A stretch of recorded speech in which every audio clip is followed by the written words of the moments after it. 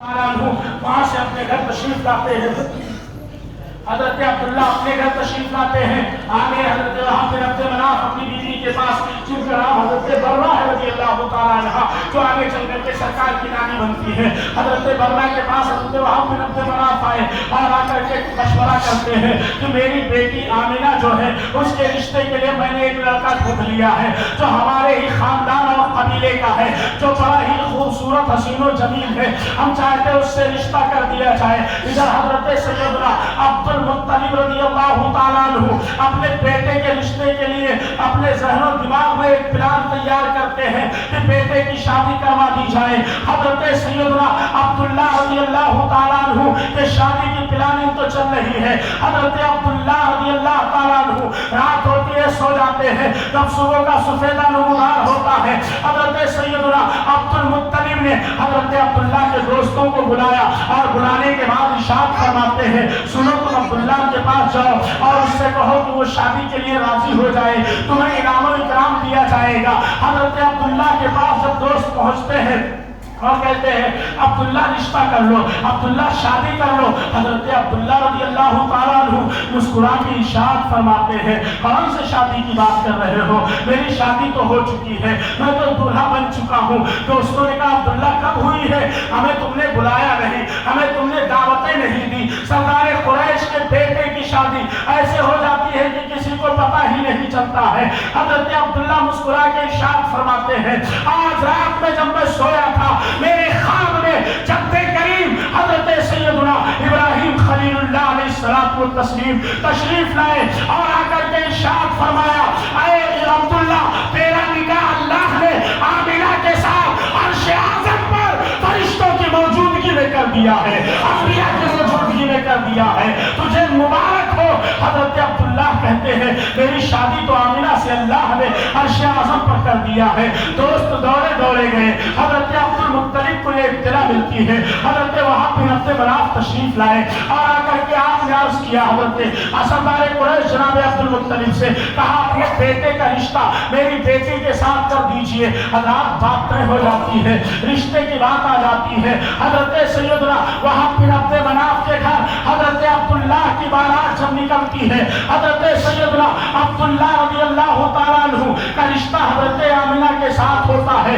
اور اس کے بعد جب حضرت سیدہ آمنہ طیبہ طاہرہ کے رخصتی کا وقت آتا ہے تو حضرت سیدنا وہاں بن عبد مناف نے جناب عبد المطلب سے شرط رکھی اور کہا, عبد المطلب سنو, میرے بیٹی کا ڈولی وہی اٹھائے گا جس نے کبھی کسی غیر محرم کو نہیں دیکھا ہوگا, میرے بیٹی کا ڈولی وہی اٹھائے گا جس نے کبھی کسی غیر عورت کی طرف نگاہ اٹھا کر کے بھی نہیں دیکھا ہوگا. حضرت عبد المطلب کہتے ہیں کہ یہ کیسے ہو سکتا ہے کہ میں ایسے آدمی کہاں سے لے کر کے آؤں. حضرت وہاں بن عبد مناف کہتے ہیں کہ عبد المطلب سنو, ایسے آدمی جا کے مکے میں تلاش کرو. یہ جناب وہاں بن عبد مناف نہیں کہہ رہے تھے بلکہ مشیت کہہ رہی تھی کہ یہ ڈولی اس کی اٹھنے جا رہی ہے جو مصطفیٰ کی ماں بننے والی ہے, جو حبیب کی والدہ بننے والی ہے. حضرت وہاں بن عبد مناف خانہ کعبہ کے قریب پہنچتے ہیں اور جب خانہ کعبہ کے قریب پہنچے تو دیکھا 4 آدمی ادھر سے آ رہے ہیں. حضرت وہاں عبداللہ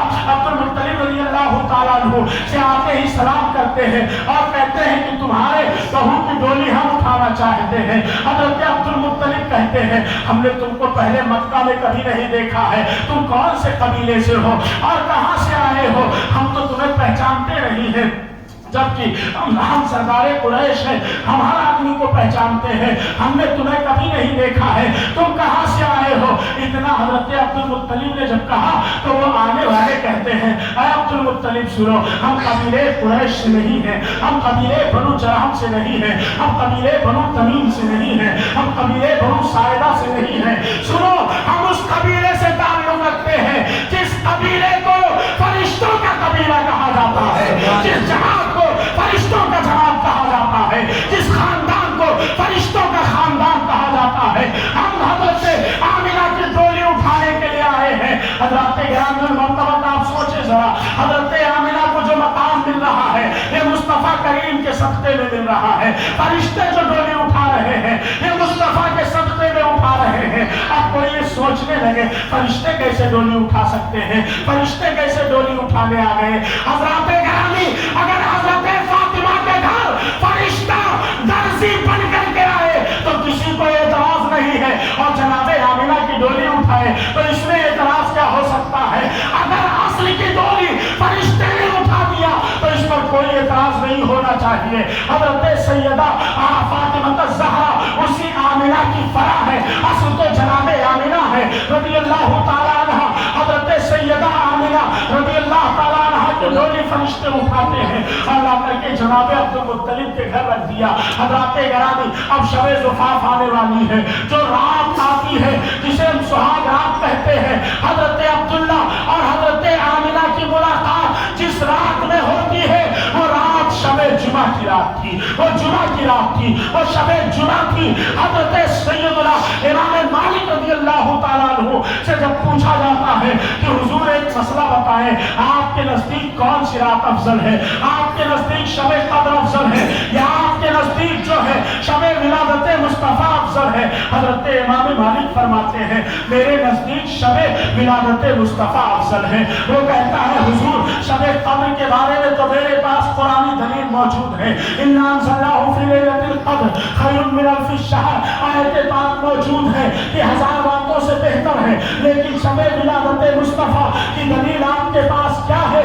हजरत इमाम मालिक फरमाते हैं मेरे पास दलील ये है जिसकी तर्जमानी बरेली के ताजदार करते हैं, वो जो न थे तो कुछ न था, वो जो न हो तो कुछ न हो, वो जान है जहान की, वो जान है तो जहान है। और कहाँ होते खलीलो बिना काबा बिना, ये लौलाक वाली साहिबी सब तेरे दर की है।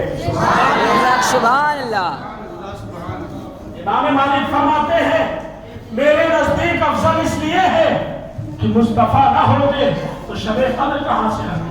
बोला आती शब-ए क़द्र बताया किसने, नबी ने बताया। अगर मुस्तफा ना होते तो शब-ए क़द्र का वजूद ना होता। हजरत गिरामी इसी शब में हजरत सैयदना अब्दुल्ला रज़ियल्लाहु ताला अन्हु हजरत सैयदा आमिना से मुलाकात करते हैं। आज अल्हम्दुलिल्लाह वही रात है जिसमें हम शब-ए विलादत मुस्तफा मना रहे हैं, जिस रात में हम बैठ करके विलादत मुस्तफा का जिक्र कर रहे हैं। ये नूर हजरत अब्दुल्ला से मुंतकिल होकर के सैयदा आमिना के शिकवे अतहर में चला जाता है। हजरत गिरामी उस शामी औरत का वाक़या आपने सुना होगा कि उसने हजरत अब्दुल्ला से शादी की पेशकश किया था और बाद में इनकार कर दिया था। मैं उस वाक़े की तरफ नहीं जाना चाहता हूँ। हजरत सैयदा आमिना रज़ियल्लाहु ताला अन्हा इरशाद फरमाती है कि जब मुस्तफ़ा का नूर मेरे शिकवे अतहर में ठहरता है आकर के, जब मैं हमल से होती हूँ तो 6 महीने तक तो मुझे पता नहीं चलता है कि मैं हमल से हूँ। अगर मुझे जब पता चलता है कि मैं हमल से हूँ तो मुझे कोई तकलीफ नहीं होती है, मुझे किसी किस्म का कोई दर्द नहीं होता है। और हज़रात पहले के ज़माने में ये दस्तूर था कि कुआं से पानी निकाला जाता था। हज़रत आमिना फरमाती है जब मैं कुएं से पानी निकालने के लिए जाती और जब मैं चलने लगती तो बादल मेरे ऊपर साया कर लेता था, बादल मेरे ऊपर साया फिगर हो जाता था, बादल का साया हो जाता था, मुझे धूप नहीं लगती थी। हज़रत आमिना और आगे फरमाती है कि सारी औरतों के पैरों में कंकर और पत्थर चुभते थे। अगर मैं जब चलती थी तो कंकर और पत्थर चुभते नहीं थे, ऐसा लगता था कि मोम हो जाते थे, ऐसा लगता था कि मुलायम हो जाते थे। और आगे फरमाती है कि जब मैं कुएं के पास पहुंचती थी तो कुएं का पानी खुद ब खुद उछाल मारता था और ऊपर आ जाता था और उसे मैं भर लिया करती थी। ये कमाल है नूरे मुस्तफा सल्लल्लाहु अलैहि वसल्लम का। और यही तक नहीं, हज़रत आमिना फरमाती है मैं खाने काबा के तवाफ के लिए गई और जब मैं खाने काबा का तवाफ करने लगी और जब तवाफ करके मैं फारिग हुई तो मैंने क्या देखा कि काबा मेरा तवाफ कर रहा है, काबा मेरे चारों तरफ चक्कर लगा रहा है। हज़रत आमिना फरमाती है ऐ काबा सब तेरा चक्कर लगाते हैं, सब तेरा तवाफ करते हैं, حضرت آدم نے 13 طواف کیا ہے، حضرت شیش نے 13 طواف کیا ہے، حضرت نوح نے 13 طواف کیا ہے، حضرت دانیال نے 13 طواف کیا ہے، حضرت لوط نے 13 طواف کیا ہے، حضرت یحییٰ و زکریا نے 13 طواف کیا ہے، اللہ کے خلیل نے 13 طواف کیا ہے، ذبیح اللہ نے 13 طواف کیا ہے، عیسیٰ روح اللہ نے 13 طواف کیا ہے، سب 13 طواف کرتے ہیں، تو میرا طواف کیوں کر رہا ہے؟ سب 13 چکر لگاتے ہیں، تو میرا چکر کیوں لگا رہا ہے؟ کعبہ زبان حال سے کہتا ہے، اے بی بی صاحبہ سنو، میں تمہارا طواف نہیں کر رہا ہوں، میں تمہارا چکر نہیں لگا رہا ہوں، بلکہ تمہارے شکم میں جو بچہ پل رہا ہے میں اس کا طواف کر رہا ہوں، میں اس کا چکر لگا رہا ہوں۔ حاجیوں آؤ، شہنشاہ کا روزہ دیکھو، کعبہ تو دیکھ چکے، کعبے کا کعبہ دیکھو، اور غور سے سن تو رضا آتی ہے کعبے سے یہ صدا، میری آنکھوں سے میرے پیارے کا روزہ دیکھو۔ حضرات گرامی المرتبہ، یہ نور مصطفیٰ صلی اللہ علیہ وسلم کا کمال ہے کہ جناب آمنہ اگر کعبے کا طواف کرتی ہے تو کعبہ ان کا طواف کرتا ہے۔ کیوں طواف کر رہا ہے؟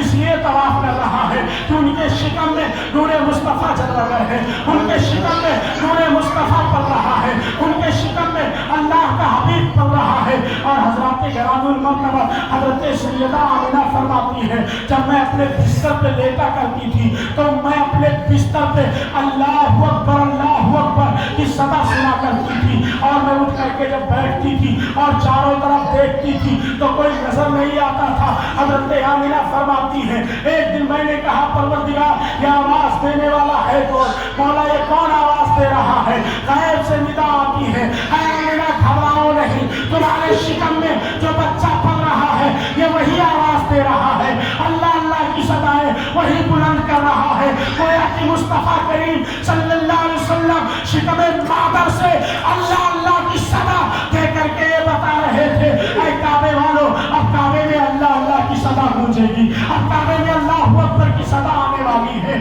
ابھی تک تو 360 بت رکھے ہوئے تھے، لوگ ان کی عبادتیں کرتے تھے، مگر اب کعبے میں ایک خدا کی عبادت کی جائے گی۔ حضرت سیدہ آمنہ فرماتی ہے یہی تک نہیں بلکہ فرماتی ہے کہ جب آپ عرش اعظم پر اور آسمانوں میں فرشتے اللہ کا ذکر کرتے تھے، جب فرشتے تسبیح و تحلیل کرتے تھے تو میں اپنے گھر میں فرشتوں کے تسبیح و تحلیل کی آواز کو سن لیا کرتی تھی، ان کے ذکر و اذکار کے آواز کو سنا کرتی تھی۔ اللہ عرش اعظم جو ہے وہ زمین کے کسی حصے پر نہیں ہے، وہ فلسطین یا بیت المقدس یا ملک شام میں، عراق یا ایران یا لیبیا میں نہیں ہے، بلکہ عرش اعظم ساتوں آسمانوں کے اوپر ہے۔ میں آپ سے پوچھنا چاہتا ہوں جو لوگ کہتے ہیں یہاں سے پکارو گے نبی مدینے میں کیسے سنیں گے؟ جب نبی کے ماں کے سننے کا یہ عالم ہے تو نبی کے سننے کا عالم کیا ہوگا؟ نزدیک کے سننے والے اور کانے لالے کرامت پہ راکھو سلام۔ حضرات گرامی المرتبہ میلاد مصطفیٰ صلی اللہ علیہ وسلم ہے۔ حضرات گرامی حضرت سیدہ آمنہ رضی اللہ تعالیٰ عنہ ارشاد فرماتی ہے جب ولادت مصطفیٰ صلی اللہ علیہ وسلم قریب آتا ہے تو حضرت سیدہ آمنہ ہر رات کو ایک نبی آ کر کے، ہر مہینے ایک نبی آ کر کے بشارت اور خوشخبری دے جاتا تھا۔ واقعہ بڑا لمبا چوڑا ہے، میں اس طرف نہیں جانا چاہتا ہوں۔ حضرت آمنہ فرماتی ہے جب ولادت کا وقت قریب آتا ہے میرے پاس کوئی دائی نہیں ہے، میرے پاس کوئی غمخوار وارث نہیں ہے۔ حضرت آمنہ فرماتی ہے میں ایسے عالم میں حیران و پریشانی کے عالم میں بیٹھی تھی، حضرت عبدالمطلب خانہ کعبہ کے طواف کے لیے گئے ہوئے تھے، حضرت